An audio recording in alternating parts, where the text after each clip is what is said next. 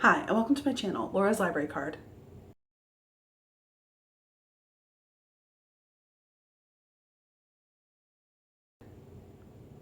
So today I'm going to be doing a book review rant, book discussion rant on The Shadows Between Us by Tricia Levenseller. So I recently read this book in the first half of August as a part of the Enneagram Readathon, and this was Team 3, my team's group book, the buddy read, and I'm here to talk about it. So the premise is great. It says right here on the inside blurb that Alessandra is tired of being overlooked, but she has a plan to gain power. Woo the Shadow King, marry him, kill him, and take his kingdom for herself. And the very first line of the book is a banger. It says, "They've never found the body of the first and only boy who broke my heart."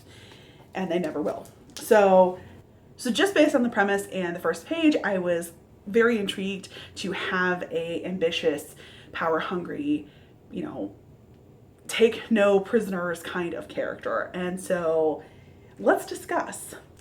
Alessandra is our main character. I'm going to stop calling her that because that name is just too long. So Alex, boom, there she is.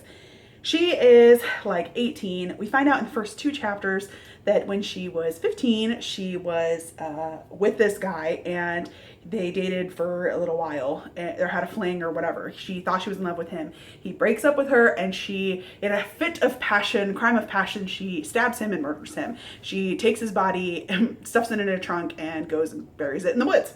And ever since then, she is determined to not fall in love because love is for suckers and she never wants to feel that way again. And she does not seem to have any like remorse or regret over the fact that she is a murderess. There are 1 or 2 mentions where she's like, love is where it all went wrong. But like she never has any issues with the fact that she like murdered this guy. But that doesn't really matter. He sort of comes back later, but then, doesn't really matter. So Alex is definitely determined to gain power in any way she can. She has taken a number of lovers since she was 15, and every single one of them she has dirt on. She has blackmail or has an ability to manipulate them, and that way she can protect her own reputation, and also she, is a bitch.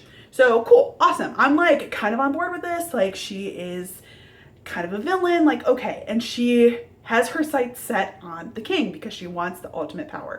And he is, so at the time of this book, she's 18, I think, and he's like 19.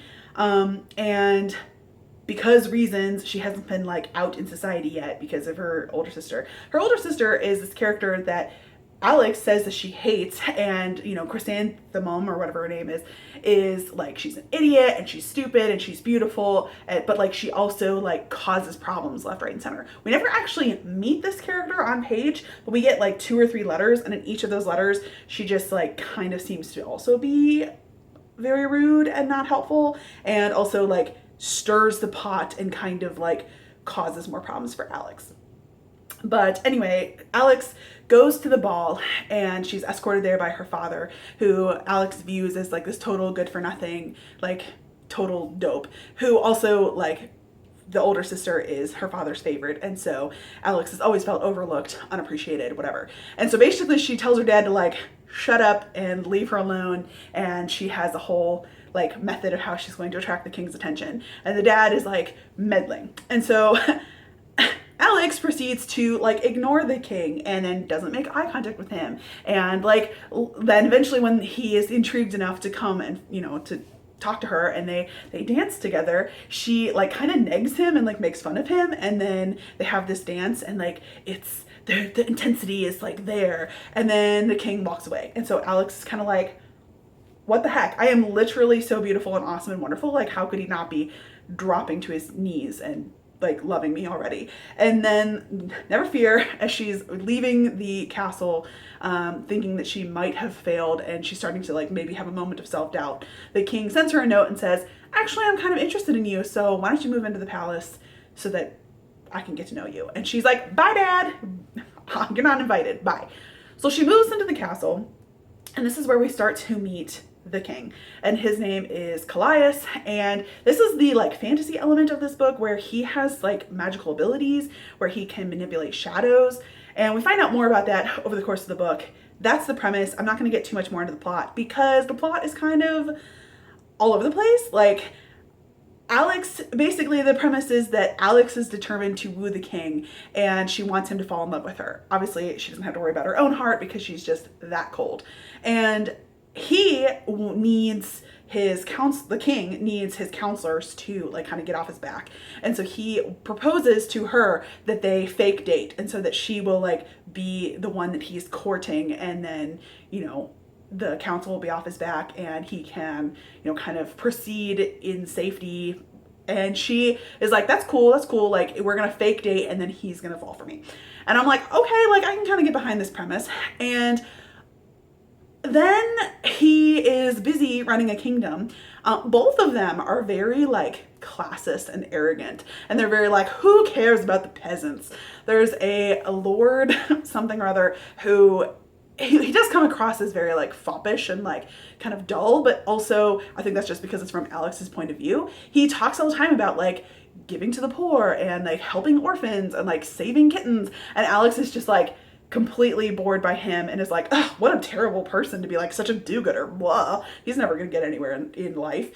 And I was like, okay. And theoretically, I guess like later when I was looking on the internet, this is supposed to be like a Slytherin romance. And like they basically just made like that was sort of used as an excuse to make Alex like kind of an asshole. And also I think it was supposed to be like a villain enemies to lovers. And I disagree with both of those, because even though Alex is kind of a villain and she's like a murderess and stuff, I'd say she's like okay at being a villain. She's like an antagonist. She's not our typical like do-gooder protagonist heroine. But the king is also not really a villain. Like he is kind of just like a good guy he's worried about, like he wants to find out what happened to his parents who were murdered, and so he's trying to figure out and catch like their murderer, and like he wants to like conquer people. Like they both like don't give a crap about peasants or maids or like anybody of like lower social standing. They completely are dismissive of people unless they have a title. And like the king is like, whatever, I'm just gonna like invade everybody so that I can rule the world. And I'm just like, okay. But he never really comes across to me as like a villain, like a true like evil scheming villain. And so I would kind of disagree that these are like villain and villain pairing. And also like she's not his enemy, he's not her enemy. Like yes, she has an intention to kill him, so I guess that sort of sets him up as her enemy, but like inherently like she is his subject, so like she's not his enemy. I don't know. And like she kind of immediately gets on board with fake dating him and trying to woo him. So like she needs to become friends with him. So it never really felt to me very strongly like an enemies to lovers. So I was kind of like on that. But basically like because he's a king and he's trying to like invade these other countries and like put down revolts and he's hanging people left, right, and center, like he doesn't have time to hang out with Alessandra. So she has an opportunity to like meddle in the affairs of people. His counselor is super suspicious of her and her motivations. And so she immediately is like, I have female friends. I don't know what you have heard, because like the council implies she's impure because she has like taken these previous lovers. And she's like, I have female friends. I'm friends with them. And she just like picks two random women over there, and then she just like goes over and becomes friends with them. One of my major frustrations in this book was that Alex like is supposedly like very cunning and clever, and everyone else is like an idiot. I mean, not the king. The king and Alex are the two like only smart characters.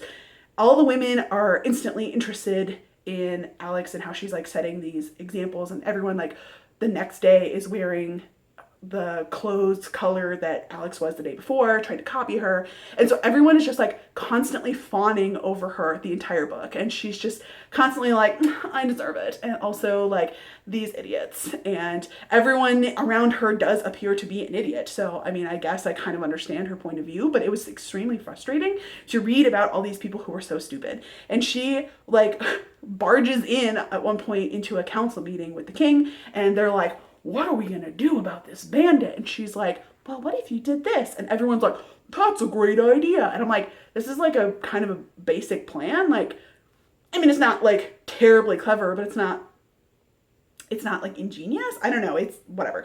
And everyone's just like, oh my God, she's so smart. And like throughout the entire book, like she like instructs people. She's like, oh, sweetie, if you want to come out of mourning and like go have sex with people, like you should do it. And everyone's like, really? There were these like weird feminist vibes kind of running throughout the whole thing. I did like that element, but also it was just kind of like weirdly placed. And there was a sort of championing of women and their sexuality and harnessing their own like empowerment, which I kind of liked, but also it just became this weird like I don't know, like everyone has sex before marriage, and so like we shouldn't have that patriarchal view that women should be virginal. Like that was there, and like that was kind of like a positive element, but like wasn't really like discussed that much, I guess. But also, there was like a weird thing with the time setting where the people are carrying around swords and rapiers, but then there's like there's horses and carriages, but there's no cars, but there is electricity, and there are guns, but only like one or two people have guns, I guess. Like there's an assassination attempt. There's a boxing attempt. There's a let's get my new friend out of his betrothal subplot. There's one of my old lovers is trying to blackmail me, so I have to figure out how to get rid of him. There is the whole like, oh yeah, I murdered that guy when I was 15, like that's come back around. Like the whole time, everything about the whole entire book is laced with these like constant descriptions of the finery of the room or the beautiful gowns that she's designing. They don't have a sewing machine, everything is sewing by hand. So I'm like, why is there electricity but no cars? And why are there guns, but like everyone still carries swords? I mean, I can kind of get on board with that one, but like you're still sewing by hand, but like you have electric lights. Like it just, the like whole time setting didn't make a lot of sense to me. Why is the king the only one who has magic? His magic like allows him to become sort of incorporeal or corporeal depending on like what he wants, but then also like it magically heals him, and then it also like can make him like live for a long time. But there are like these arbitrary rules about like if someone touches him, then he loses his power around that person, but only to an extent of like 50 yards. And so like there's all these like there's an assassination attempt, like she is trying to worm her way out of the council. Like there's like so much plot, and every time a plot point comes up, it's either not important, in which case it's like whatever, and that's beneath my notice, and then it's never brought up again. Or she's like, let's do this, and then it's resolved like that. Or like a plot point comes up, she thinks that's going to be a problem in the future, and then 50 pages later, when you've completely forgotten about it, she's like, oh yeah, remember that thing that was a plot problem? I made it not a problem anymore. And everything is just solved like way too easily.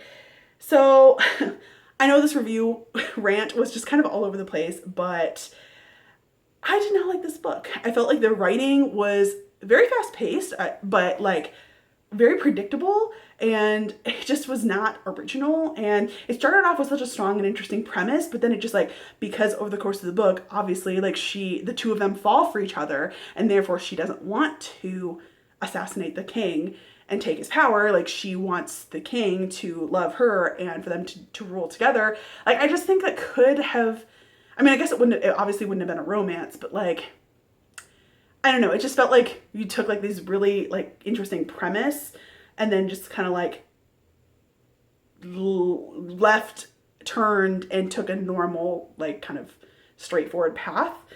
So I know that was a total ramble, but yes, in summary, I'm glad this was a standalone. I'm glad that it did read quickly, but I felt like it read quickly because I didn't care, and it was like formulaic, so it was almost easy to just kind of trip along. And honestly, I felt like the dialogue was not great. I felt like it made everybody else total idiots. So I just was annoyed at this book, sort of the whole thing. I didn't feel like it was uninspiring. All the plot points were just handled, so there was too many plot points. They didn't seem to be going anywhere. The plot points were resolved too easily. The resolution I totally saw coming, and the last like little, like probably the last like 30 pages of this book. Let me check.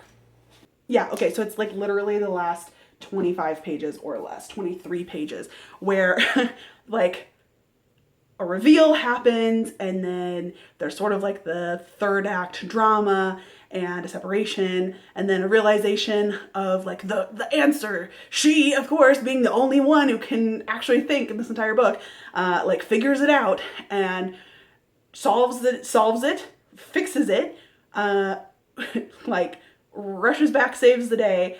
They are parted, and then there's still a dramatic reconnection. And all of that happens in literally the last 25 pages.